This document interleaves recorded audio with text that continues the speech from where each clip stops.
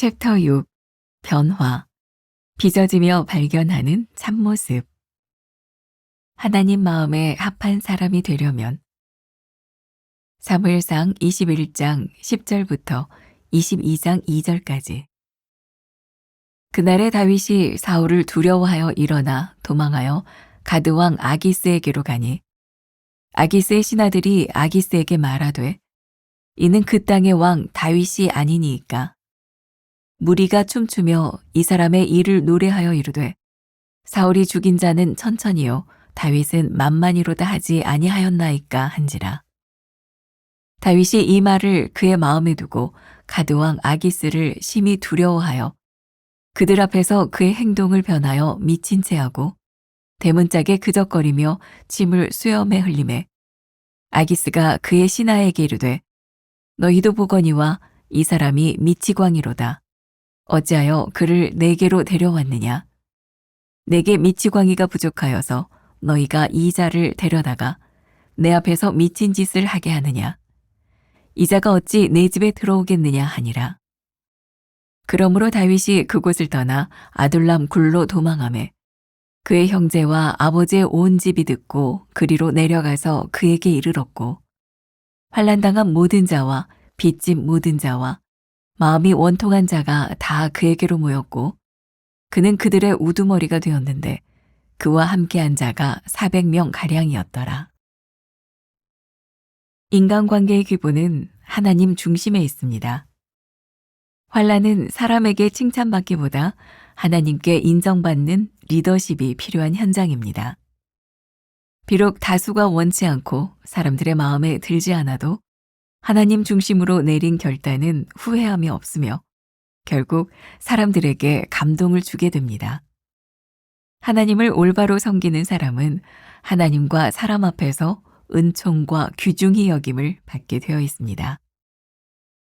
궁핍하고 원통한 자들이 모인 아둘람굴은 비전의 공동체였습니다. 다윗이 사울을 두려워하여 아둘람굴로 도망했을 때 환난당한 모든 자와 빚진 모든 자와 마음이 원통한 자가 다 그에게로 모여들었는데 그 수가 400명이나 되었습니다. 이들은 세상이 보기에는 형편없는 오합지졸이었지만 다윗은 그들의 우두머리가 되었습니다. 다윗에게 아둘람굴은 고난과 절망의 상징이었지만 거기서 바쳐진 다윗의 노래는 희망의 노래요, 승리의 찬가였습니다. 하나님의 마음에 합한 사람에게 고난의 장소는 새로운 비전과 공동체를 만드는 현장이 됨을 기억하십시오. 선명한 기준으로 드리는 순종은 고난을 의미 있는 승리의 찬가로 바꿉니다. 다윗에게는 내가 지금 왕의 자리에 있느냐, 쫓기는 사람이 되느냐가 문제가 아니라 내가 하나님께 순종하고 있느냐, 그렇지 않느냐가 더욱 중요했습니다. 사울이 다윗을 늘 쫓아다닌 것 같지만 사실은 그 반대입니다.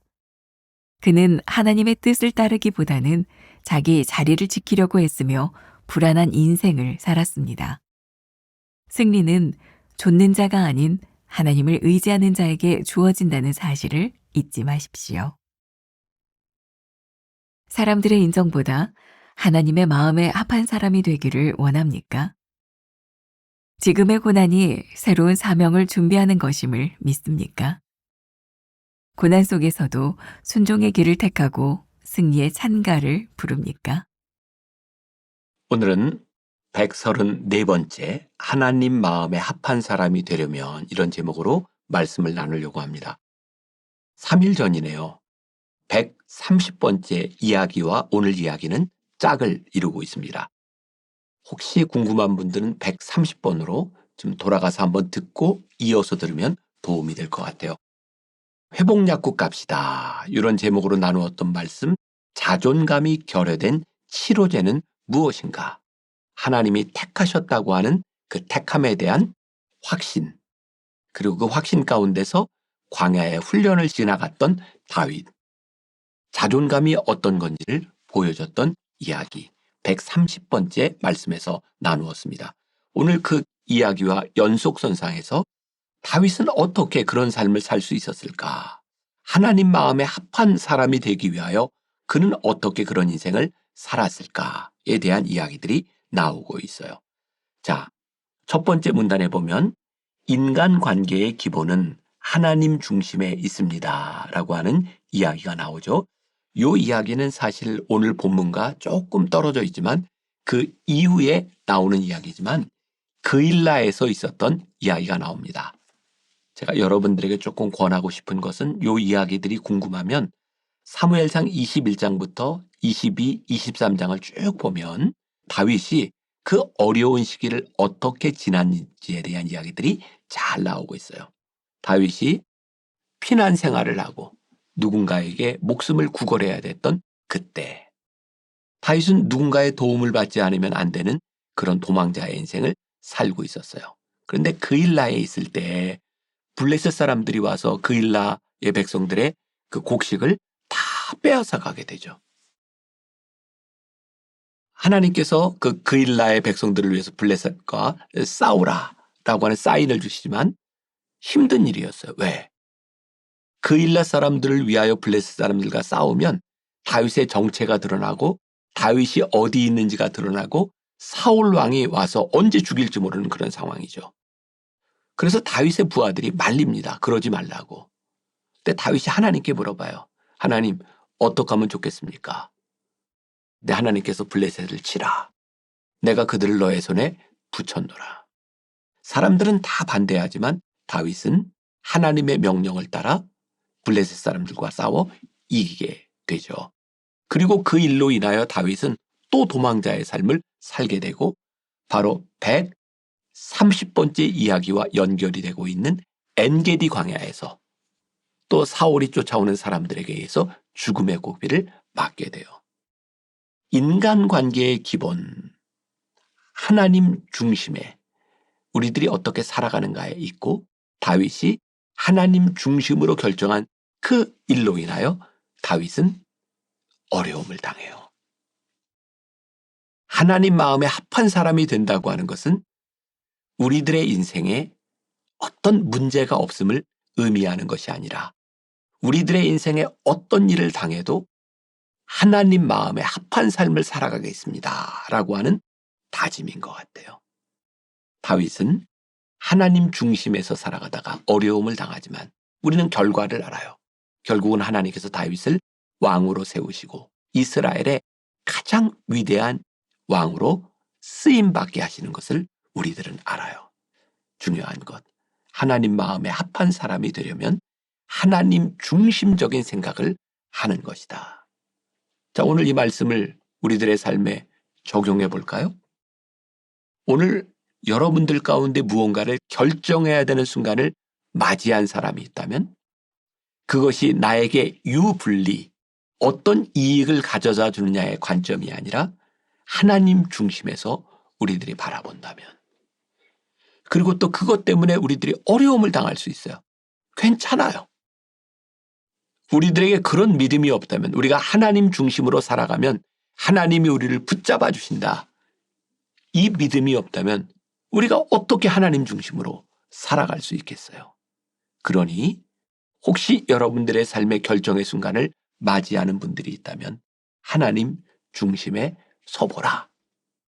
두 번째 문단, 궁핍하고 원통한 자들이 모인 아둘람 굴은 비전의 공동체였습니다. 앞으로 조금 이제 넘어가게 되는 이야기죠. 사무엘상 21장에서 22장으로 이렇게 넘어가면서 다윗이 가장 비참하게 미친 사람 흉내를 내야 될 정도로 비참한 그런 순간들을 지나가고 아둘람으로 도망해 있을 때 성경에 보면 사무엘상 22장 2절에 그렇게 나와 있죠. 환난당한 모든 자와 빚진 모든 자와 마음이 원통한 자가 다 그에게로 모여들었는데, 다윗이 피난 생활을 하고 있을 때 다윗을 따라가겠다고 하는 사람들이 400여 명이 아둘람에 모이게 돼요. 우리는 요 모인 사람들을 이렇게 표현을 하죠. 아둘람 공동체. 그들은 정말 가진 것이 없는 사람이었고 도망자들이었고 상처투성이의 사람들이었어요. 근데 하나님께서 그 사람들을 다윗에게 붙여주셨고 그들의 우두머리가 되게 하셨어요. 그들이 왜 다윗을 찾아갔을까요? 다윗이 비록 지금 비참한 삶을 살아가고 있지만 이 사람이라면 우리의 원통함을 풀어줄 수 있을 거야. 원통한 자들이 모였지만 그들은 비전 공동체를 이루었고 그들과 함께 다윗은 왕이 되는 과정들을 지나가게 돼요. 하나님 마음에 합한 사람들이 모이면 그것이 고난의 장소이든 그게 아둘람 동굴이든 비전의 공동체로 바뀌어질 수 있는 거예요. 제가 한국에 돌아와서 처음 이메일을 가질 때 제 이름을 비전맨이라고 썼어요. 그때는 제 마음에 늘 비전이라는 말이 늘 떠올랐었어요. 하나님 저에게 주시는 비전은 무엇입니까? 그리고 제가 목회를 하면서 가장 힘들었던 때 만나교회 제가 담임이 될 그 무렵 진짜 많은 빚으로 어려웠던 그때 저는 늘 비전을 이야기했던 것 같아요. 하나님 주시는 비전, 우리가 꿈꾸는 교회. 그리고 제가 경험했던 것은 그 비전과 함께 하겠다고 하는 사람들이 모여든 일이었어요. 제가 요즘 후배 목회자들에게 그런 얘기를 많이 해요. 지금 우리들에게 어떤 자원, 물질, 그것이 우리들에게 중요한 게 아니라 비전을 선포해라. 그러면 그 비전을 함께하는 사람들이 모이게 되고 그것이 힘이다. 다윗에게 가장 큰 힘은 바로 그가 가지고 있었던 그 비전 공동체를 이루었고 아둘람 굴에서부터 그의 동료들과 함께 그가 왕이 되는 여정을 시작하게 되었다는 거예요. 자, 오늘 또 여러분들에게 그런 도전을 드릴 수 있겠죠?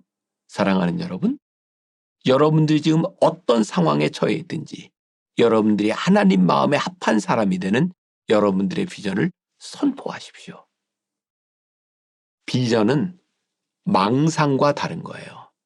단순히 꿈과 다른 거예요. 꿈은 누구나 꿀 수 있습니다. 그러나 비전을 가진 사람은 그 비전을 이루기 위하여 행동하는 사람들이에요. 여러분들의 비전을 선포하고 그렇게 그 비전의 길을 갈 수 있다면 하나님 마음에 합한 사람이 되지 않겠습니까? 마지막 문단, 선명한 기준으로 드리는 순종은 고난을 의미 있는 승리의 찬가로 바꿔줍니다. 여러분 성경을 보세요. 사울은 늘 다윗을 죽이려고 쫓아갑니다. 다윗은 도망자였어요. 근데 가만히 생각해 보면 다윗이 늘 쫓겨다니는 사람처럼 보였지만 진짜 쫓김을 당하는 사람은 사울이었던 것 같아요. 늘 안달했고 저 다윗을 죽이지 않으면 내 자리가 위태롭겠다고 하는 생각 때문에 늘 그는 쫓겨다니는 사람이었어요. 그러고 보니까 다윗은 도망자였지만 여유가 있었고 도망자였지만 하나님 마음에 합한 사람이었어요. 승리는 쫓는 자가 아니라 하나님을 의지하는 자에게 주어지는 것이었어요.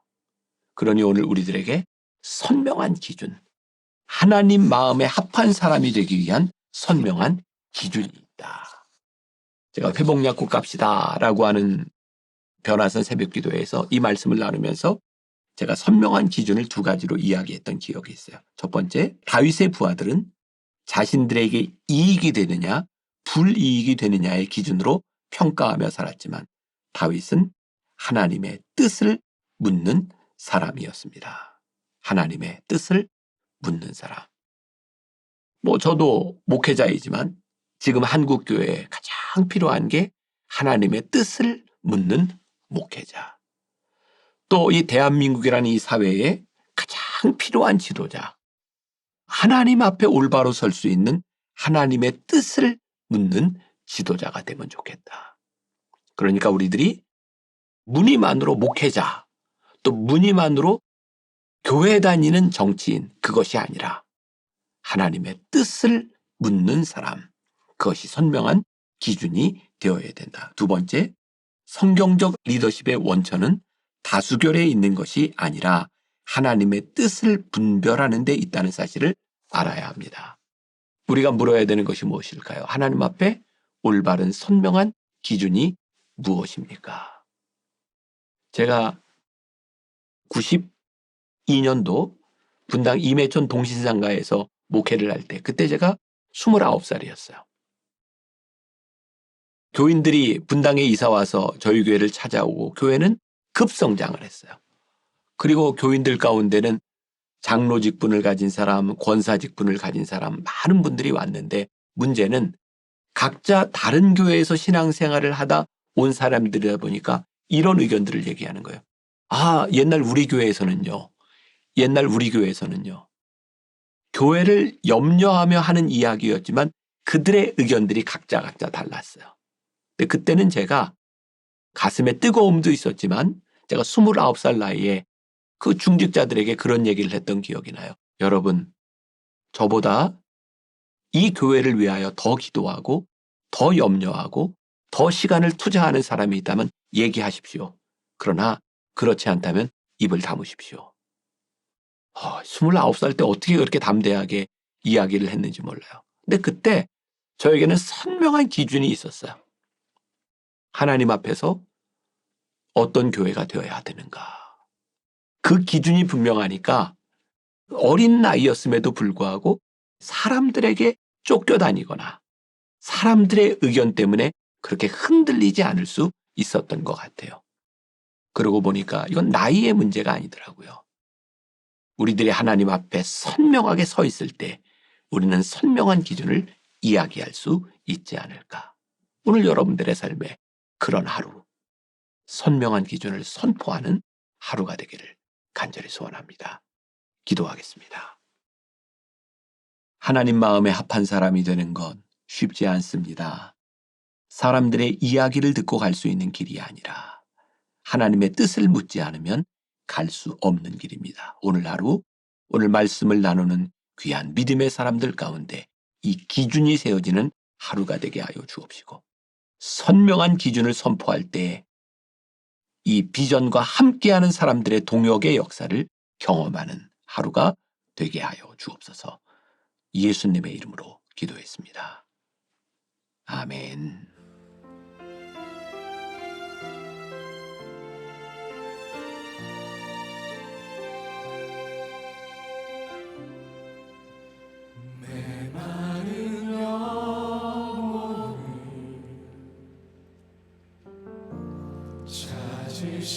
찾으시는 음성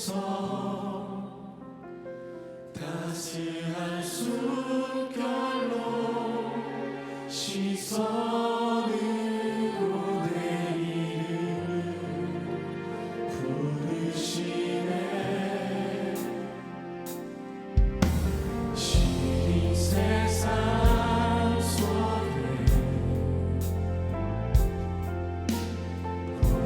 서 있던 나 비로소 느끼네 그